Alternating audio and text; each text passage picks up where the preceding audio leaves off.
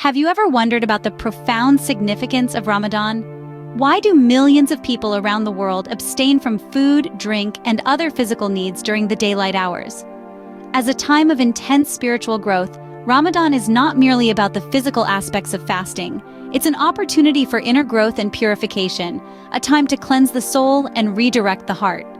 Ramadan, the 9th month of the Islamic lunar calendar, is considered one of the holiest periods of the year. It commemorates the month in which the Quran was revealed to Prophet Muhammad. This sacred time is observed through fasting, prayer, reflection, and community. Fasting from dawn to sunset is obligatory for all adult Muslims, with exceptions for those who are ill, pregnant, nursing, menstruating, or traveling. This fast goes beyond merely refraining from eating and drinking during daylight hours. It's also a time for Muslims to purify their thoughts and actions, to refrain from ill-natured and harmful words, and to focus on kindness and generosity. This period of fasting is not simply about experiencing hunger and thirst. It's a time for spiritual reflection and growth, a chance to build empathy for those less fortunate, and an opportunity to break bad habits and develop good ones. It's a time for Muslims to cleanse their souls, seek forgiveness for their wrongs, purify their hearts, and pray for guidance and mercy. At the end of each day's fast, families and communities come together to break their fast in a meal known as iftar. This is a time of fellowship and celebration, a moment to share with others and express gratitude for the blessings received.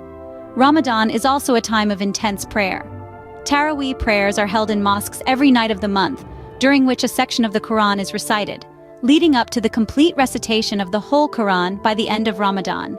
In summary, Ramadan is a period of profound spiritual growth and purification. It's a time for Muslims to fast, pray, reflect, and come together as a community. It's a time to purify the soul, cleanse the heart, and seek the mercy and guidance of Allah.